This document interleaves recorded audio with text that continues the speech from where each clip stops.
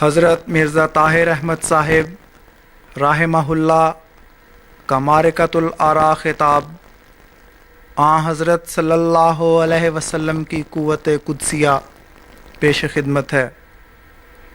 یہ خطاب آپ نے مسند خلافت پر متمکن ہونے سے بہت عرصہ پہلے جلسہ سالانہ ربوہ 1967 کے موقع پر ارشاد فرمایا۔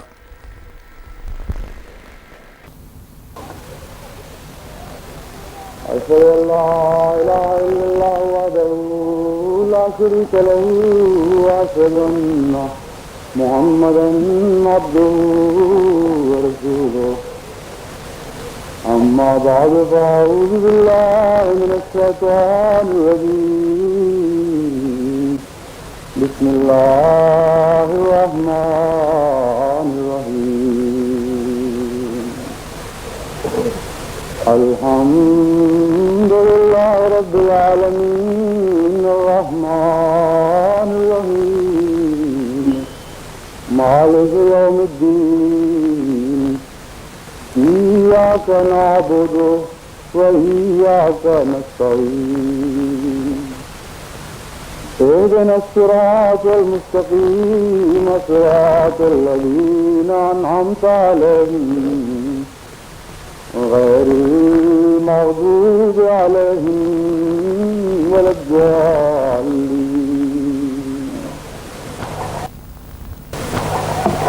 آج سے 4000 برس پہلے کا یہ واقعہ ہے کہ عرب کے ایک لگ و دق صحرا میں خانہ کعبہ کی دیواریں اثر نو بلند کرتے ہوئے حضرت ابراہیم علیہ السلام اور حضرت اسماعیل علیہ السلام نے اپنے رب سے کچھ دعائیں کیں۔ کیا ہی عجیب اور پاکیزہ وہ ماحول تھا جبکہ باپ معمار اور معصوم بچہ مزدور بنے ہوئے اپنی رب کی محبت میں سرتاپا سرشار ایک ایک اینٹ عاجزانہ دعاؤں کے ساتھ رکھ رہے تھے۔ اس وقت انہوں نے اور دعاؤں کے علاوہ اپنے رب سے ایک ایسی مراد بھی مانگی جو مراد اس سے پہلے کسی انسان نے انسان کے لیے نہ مانگی تھی۔ انہوں نے اپنے رب کے حضور یہ التجا کی، ربنا وابعث فیہم رسولا منہم یتلو علیہم آیاتک ویعلمہم الکتاب والحکمہ وَيُعَلِّمُهُ الْكِتَابَ وَالْحِكْمَةَ وَيُزَكِّيهِمْ۔ وہ وقت گزر گیا اور نہ تو حضرت ابراہیم ہی زندہ رہے نہ حضرت اسماعیل، بلکہ ان کی کتنی ہی نسلیں یک کے بعد دیگرے اس دار فانی سے کوچ کر گئیں۔ دنیا والے توحید اور خدا پرستی کے ان اسباق کو یکسر بھلا بیٹھے جو حضرت ابراہیم اور ان کی پاک نسلوں نے ایک دوسرے کے بعد دنیا کو دیے تھے۔ دیوار کعبہ کے پاس کی ہوئی وہ مقدس دعائیں کسی کو یاد نہ رہیں جن میں خدا تعالیٰ سے ایک عظیم الشان رسول کی بعثت کی التجا کی گئی تھی، مگر خدا حی و قیوم جو ازل سے ہے اور ابد تک رہے گا نہ تو اپنے بندے ابراہیم ہی کو بھولا تھا نہ ان پاکیزہ آنسوں میں بھیگی ہوئی دعاؤں کو۔ پس اس وقت جبکہ شرک نے دنیا پر خوب اپنا تسلط جما لیا، حتیٰ کہ توحید کے مرکز خدا کے پہلے گھر پر بھی بتوں نے پنجے گاڑ دیے اور خدا واحد کی بجائے حبل اور لات و منات کی پرستش ہونے لگی۔ عین ظلم کی اس انتہا کے وقت جب فساد خشکی پر بھی پھیل گیا اور تری پر بھی، اور دنیا رشد و ہدایت سے یکسر خالی ہو گئی، سرزمین عرب نے ایک عجیب تر ماجرا دیکھا، اور عرب کے زمین و آسمان اس بات پر گواہ ٹھہرے کہ دعائے ابراہیم کا ایک ایک لفظ مقبول ہوا تھا۔ ابراہیم کی دعاؤں کا ثمرہ آیا اور غار حرا سے توحید کا سورج پوری آب و تاب کے ساتھ نور کی کرنیں بکھیرتا ہوا طلوع ہوا۔ وہ آسمان ہدایت کا بادشاہ آیا، وہ دنیا رشد کا مزکی پیدا ہوا، وہ نبی آیا جس کی طرف بائبل نے اس کی عظمت و جلال کی وجہ سے وہ نبی کہہ کر اشارہ کیا۔ قدوسیوں کا وہ شہنشاہ جلوہ افروز ہوا جس کی محبت کے گیت داؤد نے اپنی زبور میں گائے۔ وہ نبیوں میں رحمت لقب پانے والا، مرادیں غریبوں کی بر لانے والا، یتیموں کا والی، غلاموں کا مولا، فقیروں کا ملجا، اسیروں کا ماوا، اتر کر ہرا سے سوئے قوم آیا اور ایک نسخہ کیمیا ساتھ لایا، پڑا ہر طرف غل و پیغام حق سے کہ گونج اٹھے دشت و جبل نام حق سے، وہ بجلی کا کڑکا تھا یا صوت ہادی، عرب کی زمین جس نے ساری ہلا دی۔ آج میں اسی مقدس وجود کے ذکر کے لیے کھڑا ہوا ہوں جس کی قوت قدسیہ نے دنیا کو عجیب اور بے مثل کام دکھائے، اور زمان و مکان کے فاصلے اس کی پاک کر دینے والی قوت کے سامنے بے حقیقت ہو کر رہ گئے۔ کچھ ایسے رنگ میں اس نے خدائے حمید و قدوس کی تحمید و تقدیس کی کہ فرشتوں کی تحمید و تقدیس اس کے سامنے معام و پھیکی پڑ گئی، اور وہ سرنگوں اپنی لا علمی کا اقرار کرنے لگے۔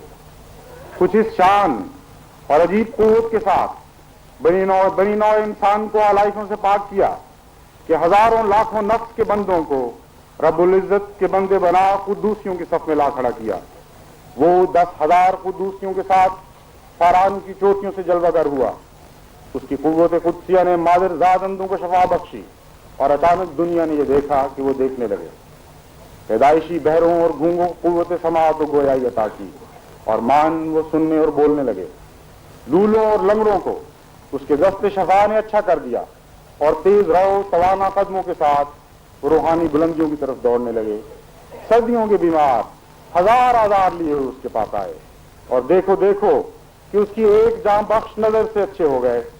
وہ جس کے دست نورانی کی پرتاؤ سے کتنے ہی نہیں فاق طاقت، شوقت اور توانائی اور نور سے بھر گئے اور ید بیضا کی طرح چمکنے لگے۔ وہ جس کے غلامان در کے ہاتھوں کے عصا کفر و باطل کے لیے عصائے موسیٰ سے بڑھ کر ثابت ہوئے۔ وہی ہمارا آقا جس کے حیات آفرین سانسوں نے صدیوں کے مردوں کو زندہ کیا، اور جس کی مٹھی نے عرب کی ویران اور بے روح خاک کو ہاتھوں میں لیا تو ابو بکر، عمر، عثمان و علی پیدا ہوئے۔ ہاں وہی ہمارا آقا دل و جان سے پیارا، وہی محبوب محمد جس کے سانسوں کی مہک نے لاکھوں مردوں کو زندہ کر دیا اور کتنے ہی زندوں کو مسیحا بنا دیا۔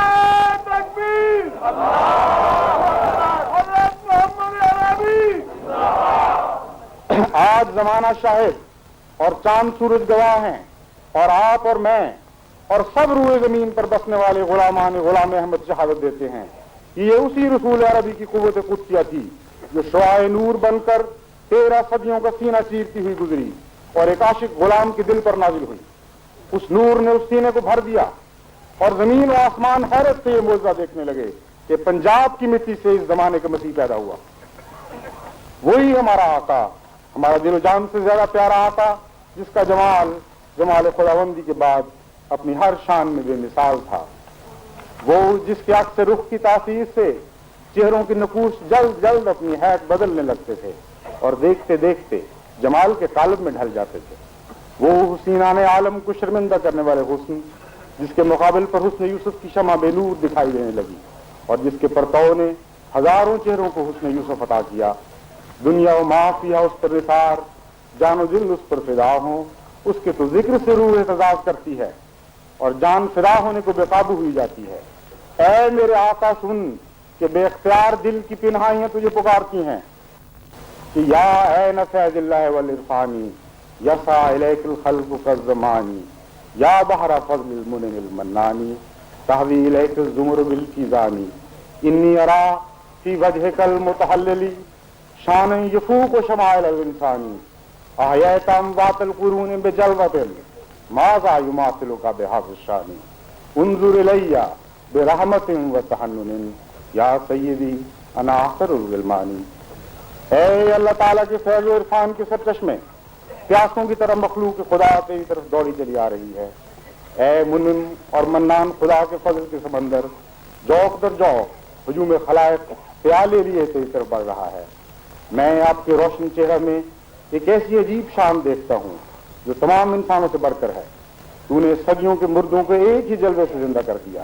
کون ہے جو اس عجیب شان میں کوئی ہمسری کا دعویٰ کر سکے؟ دیکھ میری طرف، بس ایک رحمت اور شفقت کی نظر سے دیکھ۔ اے میرے آقا، میں تو ایک حقیر اور ادنا غلام ہوں۔ حضور صلی اللہ علیہ وآلہ وسلم نے جب اول عرب کو رشد و ہدایت کی طرف بلایا تو عرب طبیعتیں سرکش گھوڑوں کی طرح سیخ پا ہونے لگیں اور انکار کیا، اور تکبر اختیار کیا اور چاہا کہ اس آسمانی سوار کو گرا کر اپنے سموں تلے رون ڈالے، لیکن دیکھو میرے شاہسوار آقا کو دیکھو کہ اس نے اپنی عالی قوت کے زور سے ان کی گردنوں کے خم توڑ ڈالے اور ان کی چال کی سب کڑیوں کو ہموار کیا، یہاں تک کہ وہ اصیل گھوڑوں کی طرح اپنے مالک کے ادنا اشاروں پر سر تسلیم خم کیے صراط مستقیم پر دوڑنے لگے۔ اس مرگ میدان سے پہلے کبھی کسی نبی کا دائرہ اصلاح اتنا وسیع نہ ہوا تھا کہ کل عالم پر محیط کر دیا گیا ہو، بلکہ وہ تو اپنی بساط کے مطابق چھوٹی چھوٹی قوموں یا قبیلوں کی طرف مبعوث ہوئے تھے۔ کسی کے سپرد بنی اسرائیل کی بھیڑوں کی غلہ بانی کی گئی تو کوئی ملک ہند کی گایوں کی رکھوالی کے لیے آیا، کوئی چین کا نبی بنا تو کسی کو ملک فارس کا رسول بنایا گیا، لیکن ہمارا آقا کل دنیا کی اصلاح کے لیے مبعوث ہوا، ہاں ایک ایسی دنیا کی اصلاح کے لیے جس کی قریبی فساد میں ڈوبی ہوئی تھی اور خشکی ہوئی۔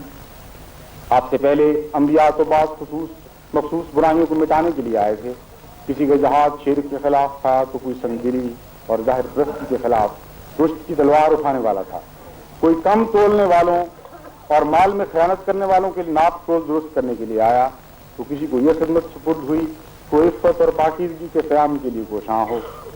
ہمارے آقا کے سپرد مگر یہ سب کام تھے، وہ ایک ایسی دنیا کی طرف مبعوث ہوا جو سرتاپا برائیوں اور گناہوں میں ملوث دنیا تھی، اور کوئی ایک بلی بھی ایسی نہ تھی جو اس میں نہ پائی جاتی ہو۔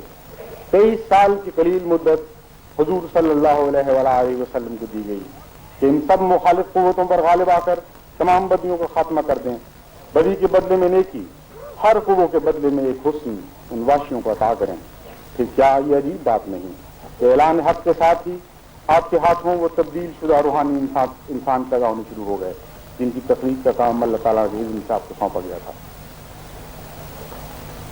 ہجرت حبشہ کے موقع پر حضور صلی اللہ علیہ وآلہ وسلم کی بعثت کو ابھی چند سال ہی گزرے تھے۔ اس وقت آپ کے کاموں کا جو تذکرہ حضرت جعفر نے نجاشی کے دربار میں کیا، اس سے معلوم ہوتا ہے کہ کتنے تھوڑے عرصے میں ہی حضور اپنے غلاموں کے اندر ایک عظیم شان انقلاب پیدا فرما چکے تھے۔ حضرت جعفر نے فرمایا، اے شہنشاہ ذی جاہ، ہم لوگ اس سے پہلے جاہلیت کے اوہام میں بری طرح مبتلا تھے۔ بتوں کی پرستش ہمارا مذہب تھا اور تعظیم عناصر ہمارا مسلک۔ ہم نے اپنی خواہشوں کو اپنا خدا بنا رکھا تھا اور ہر ایک گناہ کا ارتکاب ہم خوشی کے ساتھ کرتے تھے۔ رحم و مروت ہمیں نام کو باقی نہ رہی تھی۔ ہمارا ظلم و طغیان حد سے بڑھ چکا تھا، شراب اور قمار بازی ہمارا وتیرہ بن چکی تھی، پڑوسیوں کو ستانا، یتیموں کا مال کھا جانا، مسافروں کو لوٹنا ہمارا دن رات کا شیوا تھا۔ امانت، دیانت، صدق اور صداقت سے ہم کوسوں دور ہو چکے تھے۔ زبردست زیر دستوں پر ظلم کرنے میں نہایت دلیر تھے، دوسروں کا حق مارنے اور لوگوں کو تکلیف پہنچانے میں ہمیں مزہ آتا تھا۔ غرض ہم مذہبی اور اخلاقی دونوں لحاظ سے نہایت ذلیل حالت میں تھے، مگر خدا تعالیٰ نے ہم پر اپنا خاص فضل نازل کیا اور ہم نے ایک ایسا رسول مبعوث فرمایا جس کے حسب نسب کی بزرگی سے ہم واقف ہیں، جس کے اعلیٰ اخلاق اور جس کی امانت، دیانت اور سچائی اور صداقت کا ہم میں سے ہر شخص معترف تھا۔ اس رسول نے ہم کو خدا واحد و یگانہ کی پرستش کی تعلیم دی، بت پرستی سے روکا، سچ بولنے، امانت میں خیانت نہ کرنے، لوگوں سے رحم و مروت کے ساتھ پیش آنے، فواہش کو ترک کرنے اور عورتوں پر تہمت لگانے سے منع کیا۔ پر اس نے ہمیں ہر ایک بری بات سے اجتناب کرنے کا حکم دیا اور ہر ایک اچھی بات پر عمل کرنے کا ارشاد فرمایا۔ جیسا کہ حضرت جعفر کے بیان سے بھی ظاہر ہے، حضور صلی اللہ علیہ وآلہ وسلم کی بعثت سے پہلے عربوں کی دنیا ایک شاعروں اور شرابیوں، فاسقوں اور فاجروں کی دنیا تھی، جس میں راہزن تو بہت تھے لیکن رہنما کوئی نہ تھا۔ وہاں انسان کو غلام بنائے ہوئے تھا اور بظاہر آزاد کہلانے والے آقا بھی خود رسم و رواج کے اسیر تھے۔ وہ ظلم و ستم کی ایک اندھیر نگری تھی جہاں بغض و عناد ملتے تھے اور اخذ کا کوئی وجود نہ تھا۔ قتل ناحق اس عہد کا دستور تھا اور اکل حرام کی وہاں حکمرانی تھی۔ کمزور طاقتور کے مظالم کا تختہ مشق تھا لیکن ظالم کے ہاتھ روکنے کی کسی میں طاقت نہ تھی۔ ان حالات میں حضور صلی اللہ علیہ وآلہ وسلم کا ظہور ہوا جو سراج منیر بن کر اس تاریک دنیا پر چمکے۔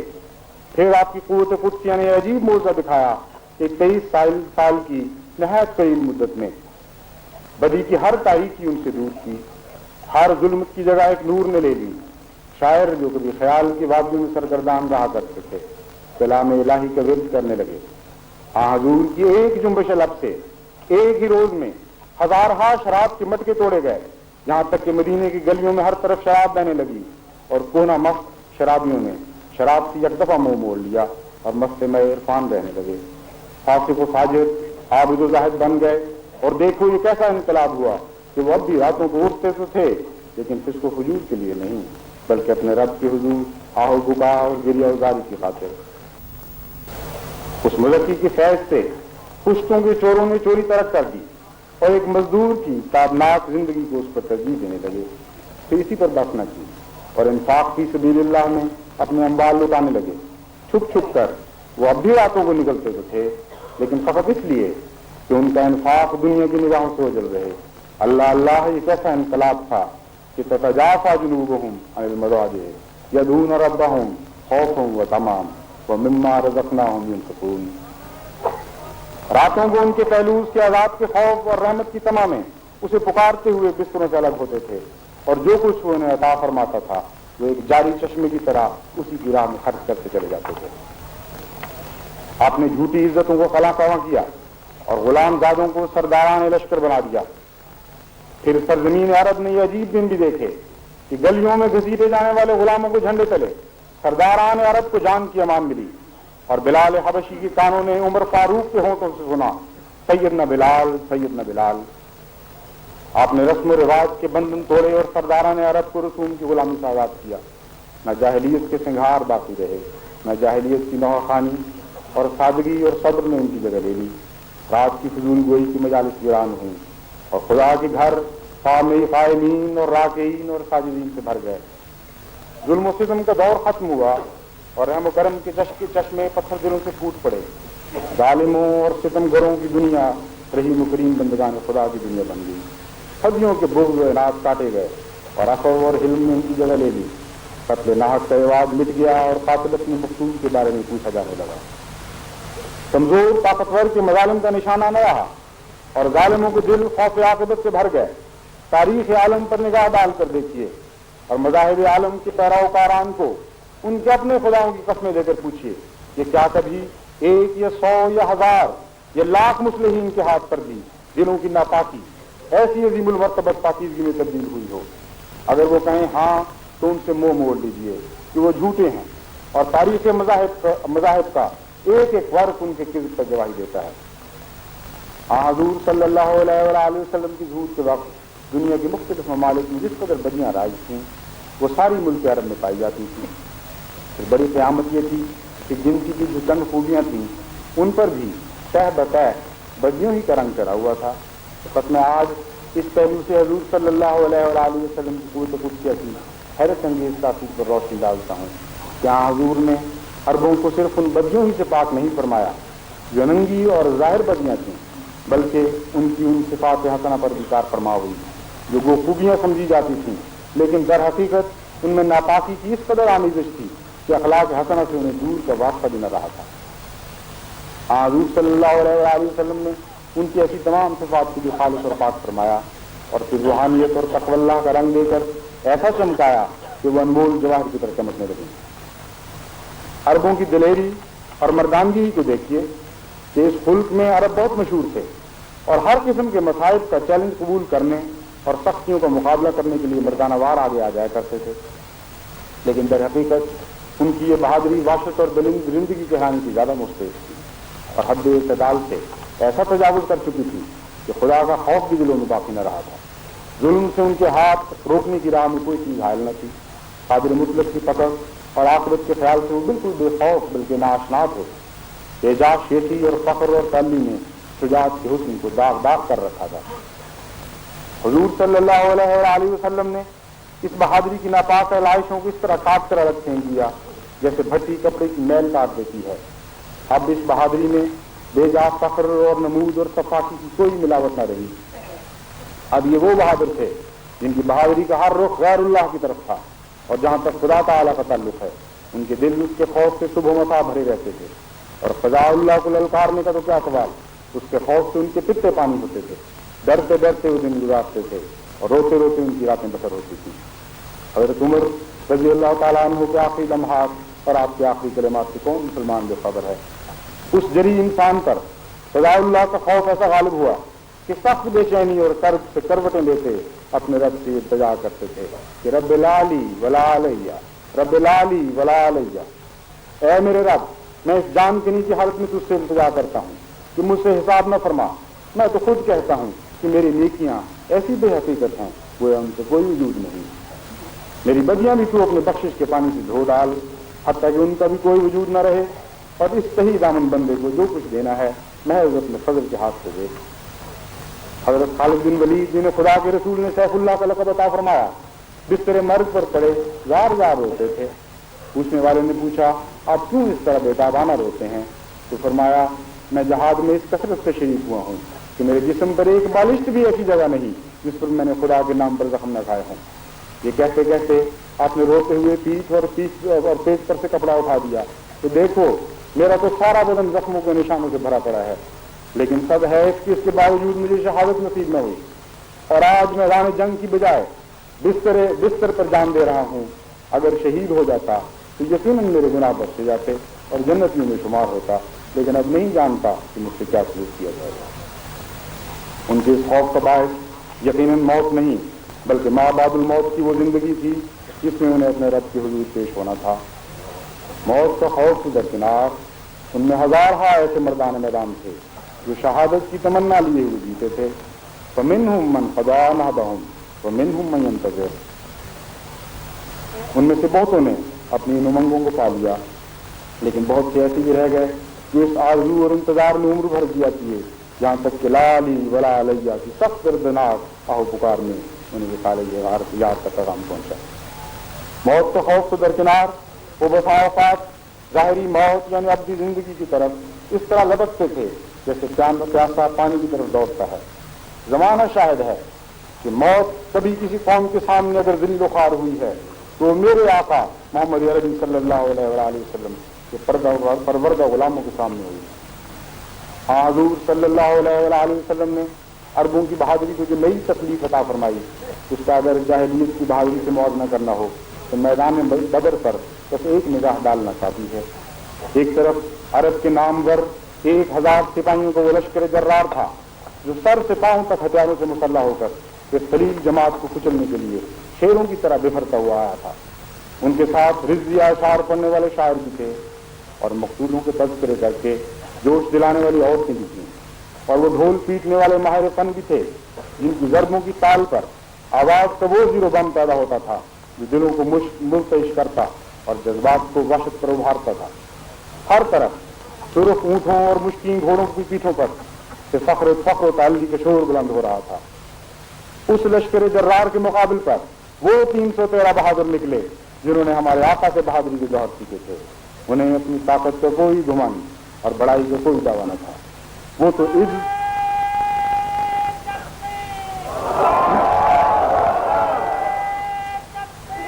انہیں اپنی طاقت کا کوئی گمان اور بڑائی کا کوئی دعویٰ نہ تھا۔ وہ تو عجز اور انکساری کا پیکر تھے جن کے نفس خاک میں ملے ہوئے تھے۔ ان کی زبانیں فخر و تعلی سے آ رہی تھیں، ہاں نعرہ تکبیر سے وہ وادیوں کا دل دہلا دیا کرتے تھے۔ ان میں صحت مند بھی تھے اور بیمار بھی، کمزور بھی اور طاقتور بھی، بوڑھے بھی اور بچے بھی۔ ان میں ایسے بھی تھے جن کے پاس زرہ کا تو کیا سوال، بدن ڈھانکنے کو کپڑا تک نہ تھا، اور ایسے بھی تھے جن کے ہاتھوں میں ٹوٹی ہوئی تلوار یا محض لکڑی کے ڈنڈے کے سوا کچھ اور نہ تھا۔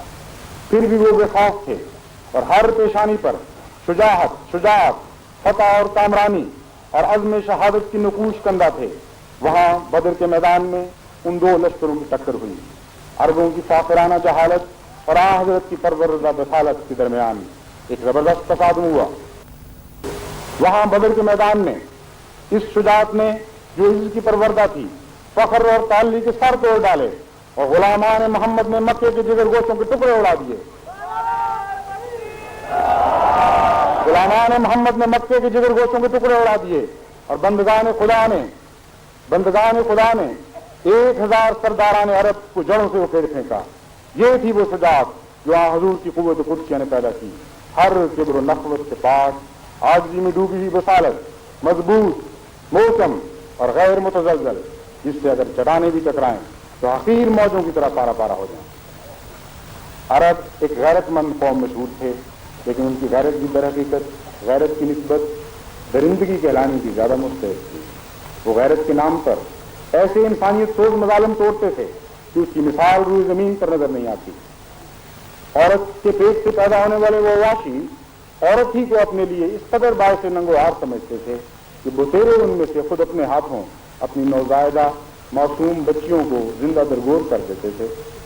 یہ سفاکی ایسی بڑی ہوئی تھی کہ ایک مرتبہ ایک شخص نے خود حضور صلی اللہ علیہ وآلہ وسلم کی خدمت میں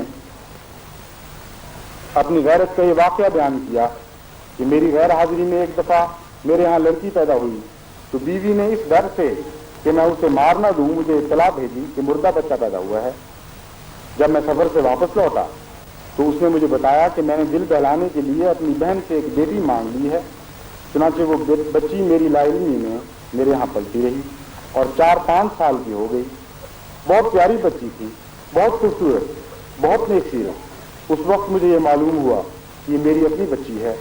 چنانچہ میں نے سفر پر ساتھ لے جانے کے بہانے اسے تیار کروایا۔ وہ اچھے اچھے کپڑے پہن کر میرے ساتھ چل پڑی۔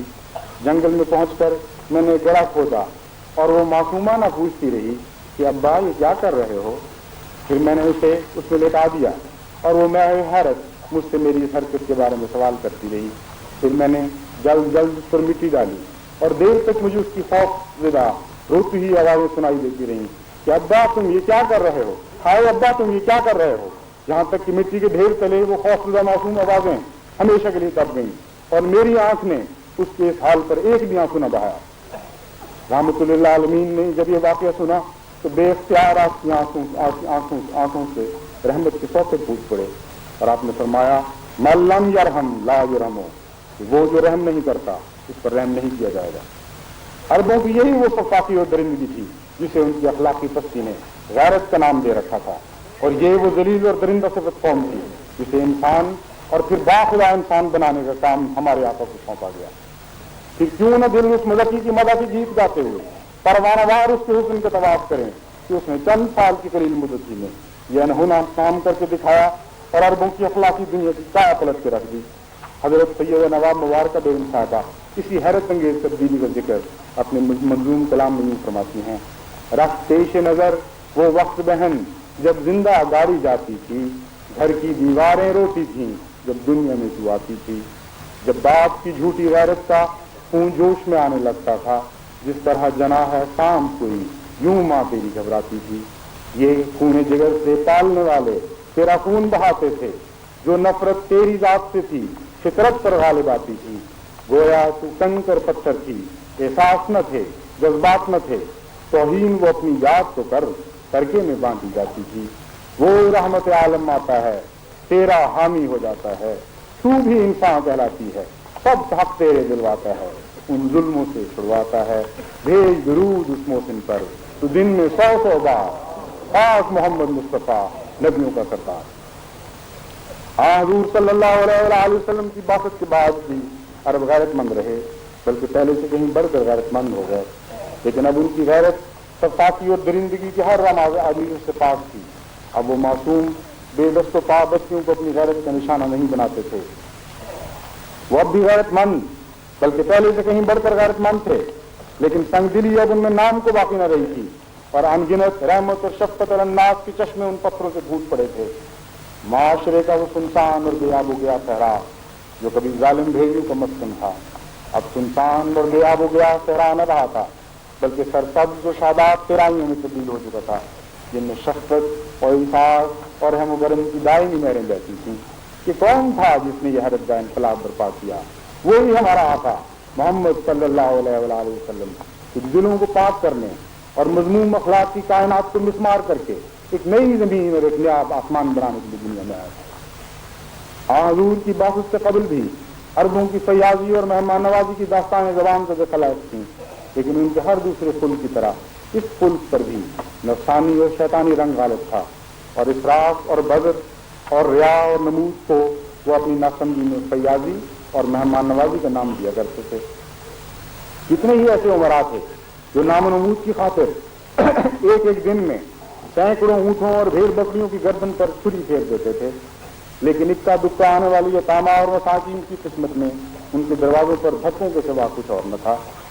ضرورت مند غربا کے گلوں میں سود در سود کے پھندے ڈالنا ان کے جذبہ فیاضی کے مخالف نہ تھا، اور یتاما اور بیوگان کے اموال بے دریغ کھا جانے کے باوجود وہ بندہ پرور کہلاتے تھے۔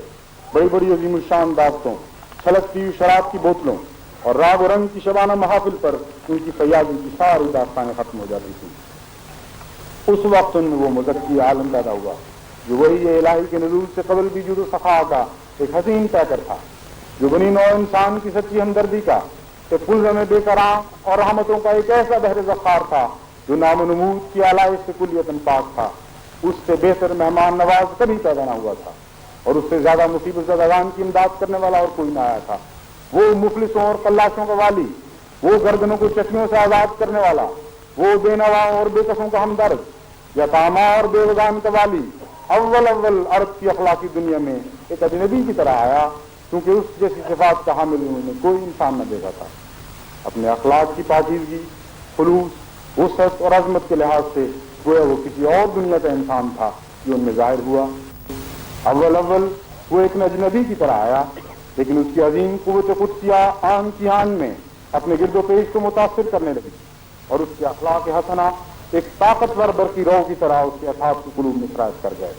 تب وہ اخلاقی معجزہ رونما ہوا جو نہ زمانوں میں اپنی کوئی نظیر رکھتا تھا نہ جہانوں میں۔ فیاضی کے سب قدیم اور بوسیدہ اطوار بدلے گئے اور کریمی نئے قالب میں ڈھالی گئی۔ میرے آقا کے نور نے نام و نمود کو خس و خاشاک کی طرح جلا کر خاکستر کر دیا، اور فیاضی نے حیا کی چادر اوڑھ لی۔ اب وہی فیاض جو کبھی اپنی عطا کے جوہر دکھانے کے لیے دن کی روشنی اور دیکھنے والی آنکھوں کا انتظار کیا کرتے تھے، انسانی نظروں سے اوجھل رات کی تاریکی میں چھپ چھپ کر نکلنے لگے، اور اکثر لینے والا ہاتھ اس امر سے ناآشنا رہنے لگا کہ دینے والا ہاتھ کون تھا اور کس کا تھا۔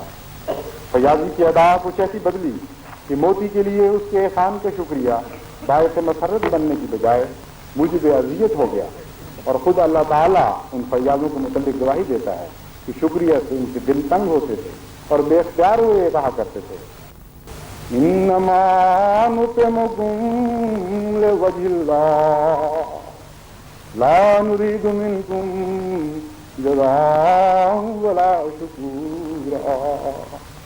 نادانو، ہم تو تمہیں خدا کے چہرے کی خاطر کھانا کھلاتے ہیں، تم سے کوئی شکریہ اور کوئی عطا نہیں چاہتے۔ حضور صلی اللہ علیہ وسلم کی قوت قدسیہ نے جو فیاض پیدا کیے وہ ایک نئی مخلوق تھے جن سے فیاضان گزشتہ کو کوئی نسبت نہ تھی۔ آپ سے قبل سخاوت امیروں کے گھر کی باندھی سمجھی جاتی تھی۔ سخی بس وہی ہو سکتا تھا جس کے ظروف زیادہ اور دیکھیں بڑی ہوں اور جس کے مویشیوں سے وادیاں بھر جاتی ہوں۔ آپ نے یہ سب تصور باطل کر دکھائے اور اپنے غلاموں کو کچھ ایسی دل کی غنا بخشی کہ ان کے امیر ہی سخی نہ رہے بلکہ غریب بھی سخی، بلکہ سخیوں کے سرتاج بن گئے۔ احادیث سے پتہ چلتا ہے کہ حضور صلی اللہ علیہ وسلم نے جود و کرم کا ایسا ولولہ ان کے دل میں پیدا کر دیا کہ بسا اوقات مفلس و بےزر صحابہ اس نیت کے ساتھ رسی اور کلہاڑا لے کر جنگل میں نکل جاتے تھے کہ لکڑیاں بیچ کر جو قیمت ہاتھ آئے وہ خدا کی راہ میں خرچ کریں۔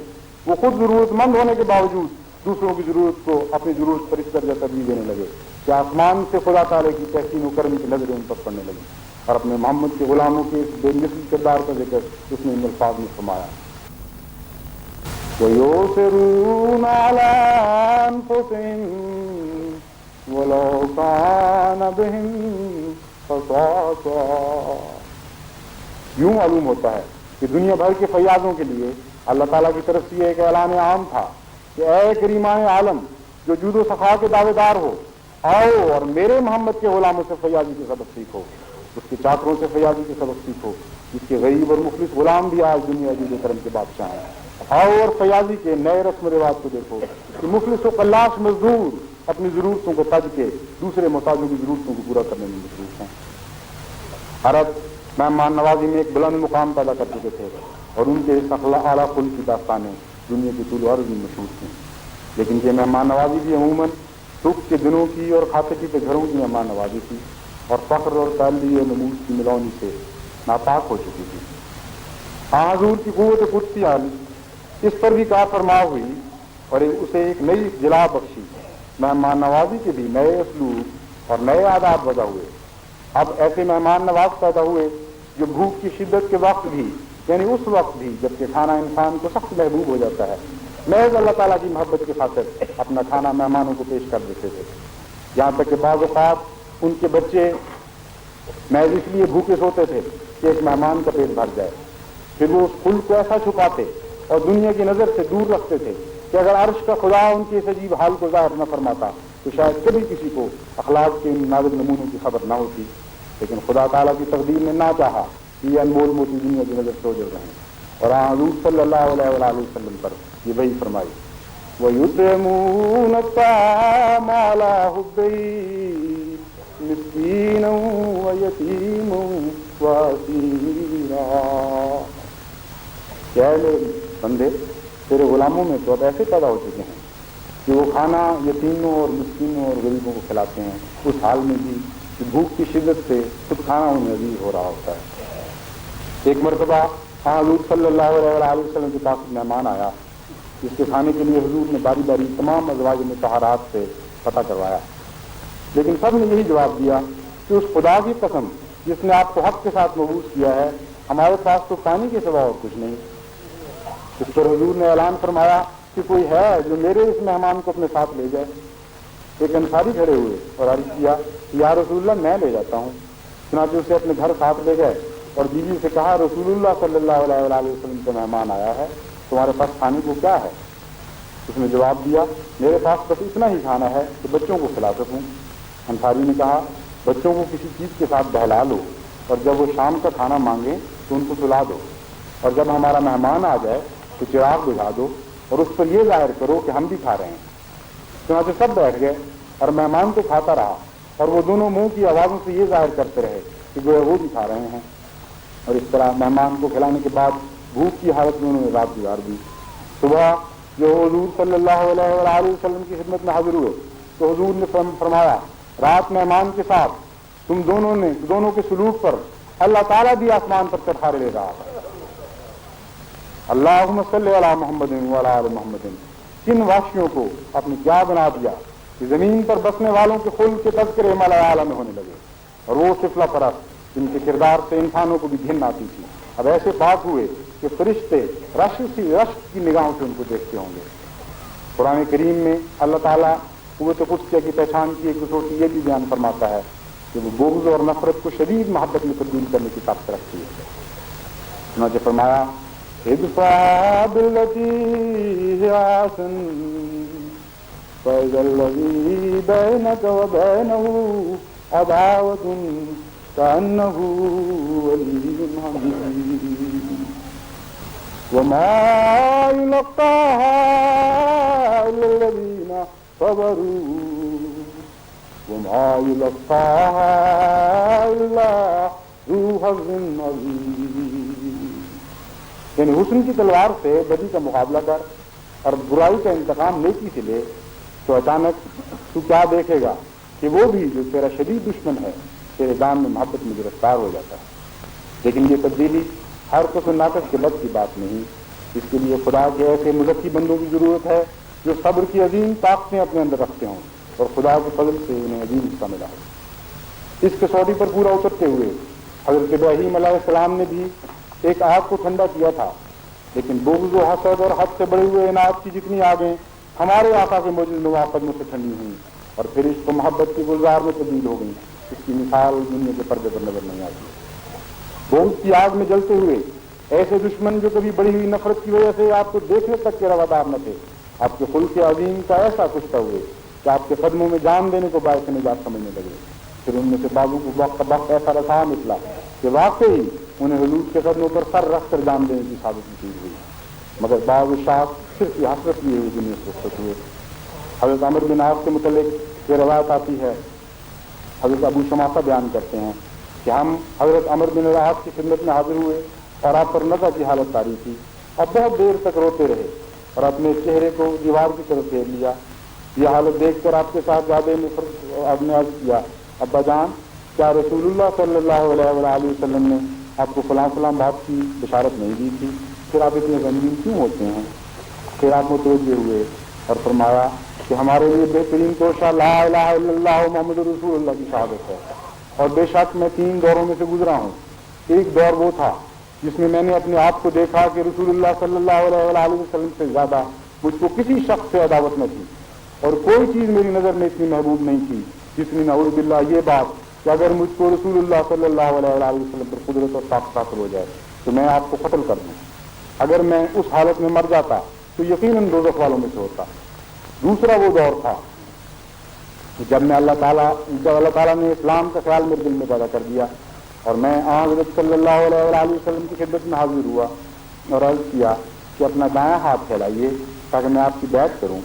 حضور نے اپنا دایاں ہاتھ پھیلا دیا تو میں نے اپنا ہاتھ کھینچ لیا۔ حضور نے فرمایا عمر کیا بات ہے؟ میں نے عرض کیا ایک شرط کرنی چاہتا ہوں۔ فرمایا جو چاہو شرط کرو۔ میں نے عرض کیا یا رسول اللہ میرے گناہ معاف ہو جائیں۔ آپ نے فرمایا عمر کیا تم نہیں جانتے کہ اسلام تمام پچھلے گناہوں کو ختم کر دیتا ہے، اور ہجرت کرنے سے پہلے تمام گناہوں کو منہدم کر دیتی ہے، اور حج تمام پہلے گناہوں کو معاف کرا دیتا ہے۔ پھر میں نے بیعت کی۔ اس وقت مجھ کو رسول اللہ صلی اللہ علیہ وسلم سے زیادہ کسی شخص سے محبت نہیں تھی، اور نہ میری آنکھوں میں آپ سے زیادہ کوئی صاحب جلال تھا۔ میں حضور کی شان جلال کی وجہ سے آنکھیں بھر کر آپ کی طرف دیکھ نہ سکتا تھا، یہاں تک کہ اگر آج حضور کا حلیہ دریافت کیا جائے تو میں بیان کرنے کی طاقت نہیں رکھتا۔ اگر میرا انتقال اس حالت میں ہو جاتا تو البتہ مجھ سے اس بات کی امید تھی کہ میں اہل جنت میں سے ہوتا۔ اس کے بعد ہم بہت سی باتوں کے ذمہ دار ہو گئے، معلوم نہیں کہ میرا ان میں کیا حال رہے گا۔ بس جب میرا انتقال ہو جائے تو میرے جنازہ پر کوئی نوحگر نہ آئے اور آگ نہ جلائی جائے، پھر مجھے دفن کرنے لگو تو میری قبر پر تھوڑی تھوڑی مٹی ڈالنا، اور پھر میری قبر کے ارد گرد اتنی دیر ٹھہرنا کہ اونٹ ذبح کر کے اس کا گوشت تقسیم کیا جائے، تاکہ میں تم سے انس حاصل کروں اور دیکھوں کہ اپنے رب کے فرشتہ فرشتوں سے کیا گفتگو کرتا ہوں۔ یہ محض ایک مثال ہے، ورنہ نفرت کو عشق میں تبدیل کرنے کے واقعات ایسے بکثرت اور اتنے درخشندہ ہیں کہ ان کا شمار اور لطافتوں کا بیان ممکن نہیں۔ جب حضور صلی اللہ علیہ وسلم نے دعویٰ فرمایا تو بجز خدا اور چند بندگان خدا کے کون تھا جو آپ کا حامی تھا؟ بڑے بھی آپ کی جان کے دشمن ہوئے اور چھوٹے بھی، امیر بھی اور غریب بھی، اپنے بھی اور غیر بھی۔ قریش کے ہر قبیلے نے آپ کے قتل پر اجماع کیا۔ آپ کی سلامتی اور فلاح کے پیغام کے جواب میں ہر طرف سے گالیاں اور آزار آپ کے حصے میں آئے، جان کو بھی دکھ دیے گئے اور جسم کو بھی۔ ہوجڑیاں آپ کی پیٹھ پر اور خاص آپ کے بالوں میں ڈالی گئی، لیکن صبر کے اس پہاڑ نے جسے خلق عظیم عطا ہوا تھا، ہر نفرت کا جواب شفقت اور ہر بوجھ کا جواب رحمت سے دیا، یہاں تک کہ آپ کے خلق عظیم اور مقبول کی دعاؤں کی طاقت نے، جسے ہم قوت قدسیہ کہتے ہیں، وہ حیرتناک انقلاب برپا کیا جس میں عزیز پیش کرنے سے کائنات عاجز ہے۔ وہی جان لیوا دشمن جاننے آپ پر نشاور کرنے لگے اور گالیوں کی جگہ دن رات کی درود نے لے لی۔ ماں نے اپنے جگر کے لال پیش کر دیے کہ وہ ٹکڑے ٹکڑے کیے جائیں، پیش اس کے کہ ہاں حضور کو بھی بدن پہنچے۔ بیویوں نے خامنوں کی قربانی دی، بہنوں نے بھائیوں کی قربانی دی، اور آپ کی سمت پر کھائے جانے والے تیر صحابہ نے بڑھ بڑھ کر اپنی چھاتیوں پہ لیے۔ قاموا باقدام الرسول بغزوهم فلاشق المشغوف في الميدان قدم الرجال بصدقهم في حبهم تحت السيوف وريقة القربانی۔ وہاں حضور صلی اللہ علیہ وسلم کے قدموں میں میدان ذکار غار میں کاشی کے ثابت کی طرح رٹ گئے، اور ان کے خون محبت کی راہ میں ثابت قدمی کی وجہ سے تلواروں کی دھاروں کے نیچے قربانیوں کی طرح بہائے گئے۔ کبھی کسی قوم کو کسی نبی نے اس درجہ تبدیل نہیں کیا جیسا حضور نے اپنی قوم کو کیا، اور کبھی کسی قوم نے اپنی جہالت کا اثر دردناک فدیہ ادا نہیں کیا جیسا حضور صلی اللہ علیہ وسلم کی قوم نے ادا کیا۔ اللہم صلی علی محمد وعلی آل محمد۔ لقاء اللہ حضور صلی اللہ علیہ وسلم کی قوت قدسیہ نے وحشی انسانوں کو انسان اور پھر انسانوں کو مہذب انسان بنانے پر ہی بس نہ کی، اور بغض و کینہ کو عشق و وفا میں تبدیل کرنے پر اکتفا نہ فرمائی، بلکہ اس حد تک انہیں ہر خلق میں سے عقل کیا کہ خدا تعالیٰ کی نظر انتخاب نے انہیں اپنے لیے چن لیا، اور حرص و ہوا اور لات و منات کے بندے عباد الرحمان کہلانے لگے۔ حضرت ابو ہریرہ نے جب کسریٰ کے رومال پر تھوکا تھا تو اس خیال سے کہ وہ ابو ہریرہ جو کئی دن کے فاقے سے بے ہوش ہو جایا کرتے تھے، آج حضور صلی اللہ علیہ وسلم کے قدموں کی برکت سے کسریٰ کے رومال پر تھوک رہا ہے۔ بے اختیار ان کے منہ سے یہ کلمہ نکل گیا تھا کہ بخے بخے ابو ہریرہ، واہ واہ ابو ہریرہ، تیری بھی کیا شان ہے۔ لیکن حق یہ ہے، خدا کی قسم، حضور صلی اللہ علیہ وسلم نے اپنے غلاموں کو لقاء اللہ کے جس بلند مقام پر پہنچا دیا تھا، उसके पेश नजर यकीन वो रुमाल जुबान हाल से ये पुकार रहा होगा कि बखे बखे या किसरा, वाह वाह किसरा, तेरी की क्या शान है, तेरे रुमाल पर आज मोहम्मद अरबी का एक दरबान थूक रहा है। जिस हालत में आपने अरब की मिट्टी को पाया था तो उस हाल से कोई भी निस्बत नहीं जिसमें आपने उसे छोड़ा।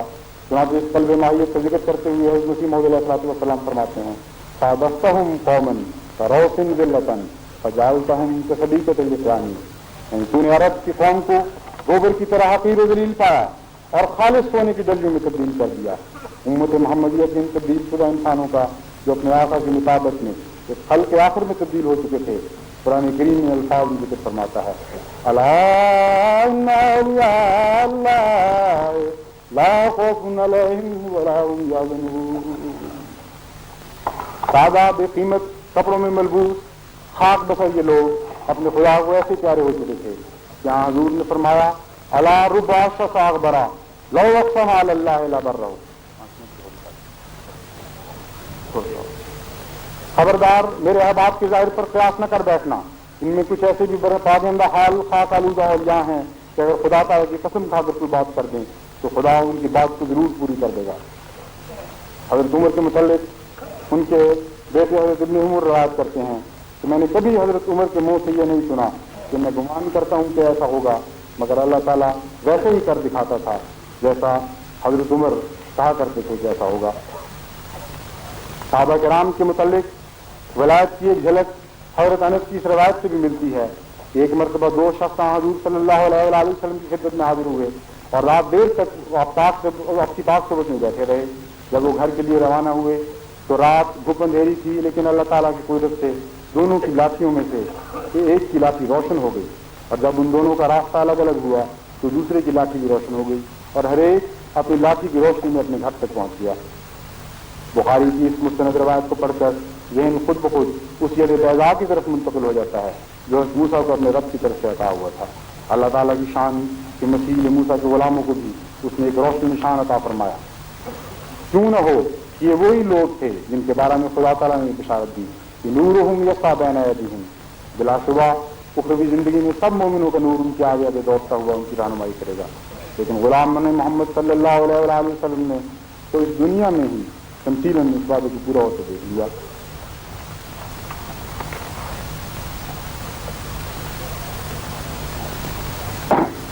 हुजूर सल्लल्लाहु अलैहि वसल्लम की बेसत से कबल ये लोग कौन और क्या थे, अगर ये सोचें तो दिल वर्ता हैरत में डूब जाता है।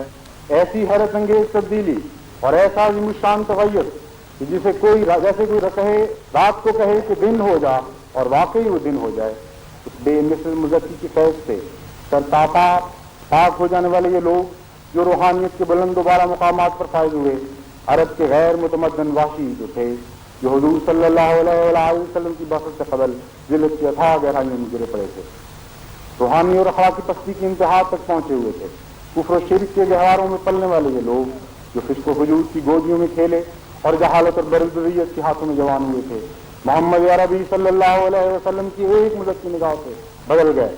आपकी दुआओं का फैज़ रहमत का पानी बनकर उन पर बरसा, जहाँ तक कि उनके सारे गंध हो गए, सब तारीकियाँ उनसे दूर हुई और इस जान के दागदार लिबादे उन्होंने उतार फेंके।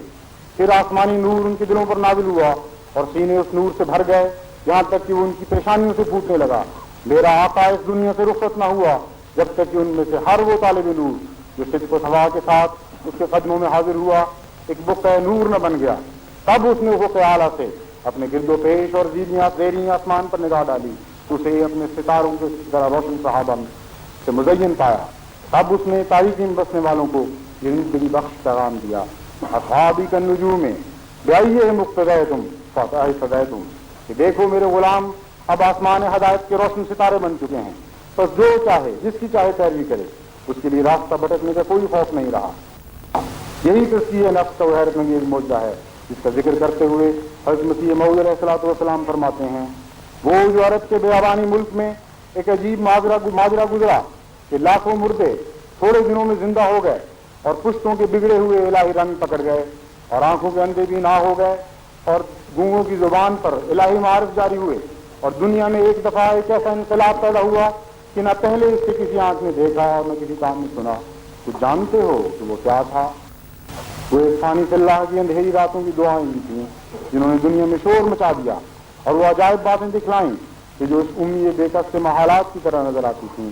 اللہم صلی وسلم وبارک علیہ وآلہ بعدد ہمہ وغمہ وحزنہ لہذہ الامت وانزل علیہ انوار رحمتک الی الابد. آپ نے بے شمار آسمان ہدایت کے ستارے پیدا کیے اور آپ کے وصال کے بعد بھی آپ کا غیر فانی نور زندہ رہا اور ہر صدی کے سر پر تاریک راتوں میں ضیاء پاشی کرتا رہا.